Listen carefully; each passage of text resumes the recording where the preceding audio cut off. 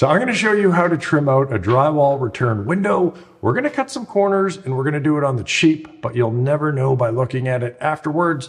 I'll show you how to get perfect miters, how to deal with wonky angles, and stick around to the end. I will show you the one thing that you do not want to mess up that will destroy the whole project. Now the first step here is to mark out the reveals. Because we're going to save some cash and work with the drywall, not replace it with wood, I like to go with a 1/4 inch reveal. It keeps you a little further back from the metal and the corner bead. And for the marking, these little reveal blocks are a game changer. If you're handy with the table saw, you can easily make one out of a scrap piece of wood. If you want to be a little lazier and you want to be a little safer, you can grab one of these little plastic trim buddies. I got this off Amazon. I will link it in the description. I didn't have high hopes for this, but I'm not going to lie. This thing is pretty awesome. I kind of love it. It's a little bit smaller than what you can comfortably make on a table saw, and it has all kinds of cool little scribing features. Now those are all marked out, we need to calculate the angles. Because this is drywall, there's no way they're going to be 90 degrees. Instead of a fancy angle finder, which I own and I never use, I'm just going to use a framing square. You could use a smaller square as well. So on the left side, I'm going to estimate this angle to be about 89 degrees. On the right side, it's a little open. I'm going to estimate 91 degrees. Then I'm just going to cut some scrap pieces of wood. I'm just using some of the casing that I ripped off the doorways. Now, to get an 89 degree angle there, you actually want to cut it 45.5. The way the miter saw works here is you're actually cutting off 45.5. You're left on the piece with 44.5. You put them together, you'll get that 89 degrees.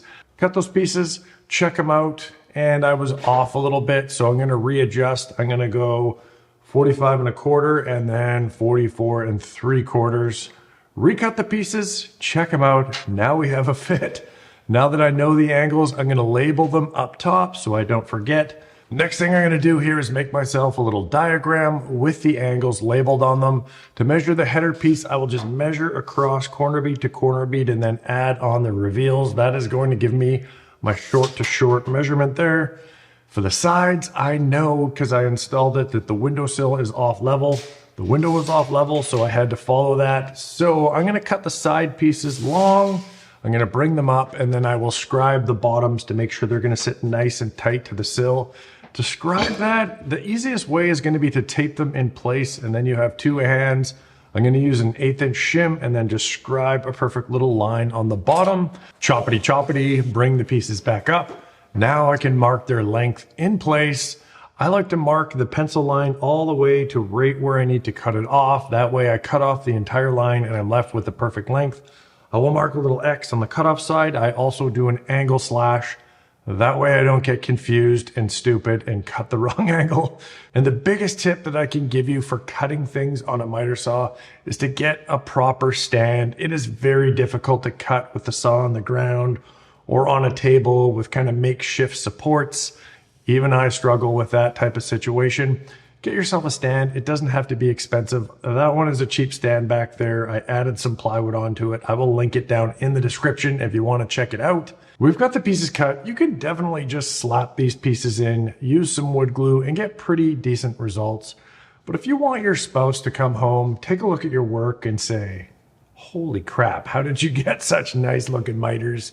Let me show you the CA activator glue up method. The first thing you want to do here is just check your pieces, make sure they are the right length before we glue them together. Then I'm going to put them down and lay them out on the ground.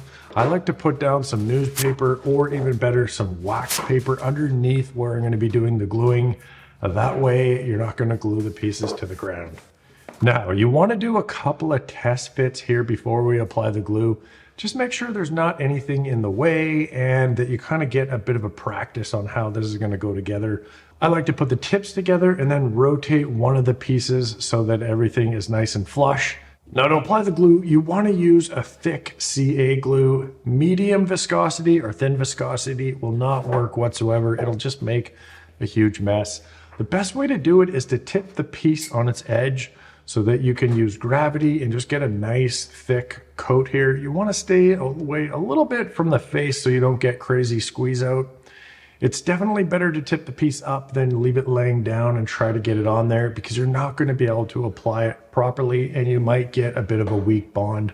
Once that's done, this is not going to set up on its own, so you don't have to be rushed here. Now you want to take that activator, shake it up well, get about 3 or 4 swipes on there. Now you want to put that back down into place, line up the tips, and then rotate the piece in, kind of using your fingers to feel if you're nice and flush. You have about 3 to 5, maybe 6 seconds to kind of get everything lined up. Clamp that together with your hands. If you see any squeeze out, you can quickly swipe a finger and it's going to dry onto your finger, but it's going to be a lot easier than trying to chip that squeeze out off afterwards. Now, before you move on, if you have any squeeze out, now is the time to scrape it off. You can use a putty knife or a utility knife. And then while you're there, just go ahead and throw in some white wood filler, scrape out any of the areas that are going to be difficult to sand. Then you can move on to the other side, and you want to do the little test fit a couple times, make sure everything is going to go smoothly there. Now for the glue up, take that right leg, tip it up onto the edge, apply the CA glue. If you put on too much on the left side, put on a little less here so you don't get any squeeze out. Get that on there, and then I'll just take the header, I'll rotate it up, and I'll spray on the activator, push it back down, line up the tips, rotate it into place, use those fingers to make sure everything is flush, clamp it for about 15 to 20 seconds, throw on a little wood filler, and now you are ready to put this thing into place. It's going to be pretty stable here, but you want to be careful. Pick it up. I'm picking up this big frame by the header, and I'm just kind of gingerly putting it into place.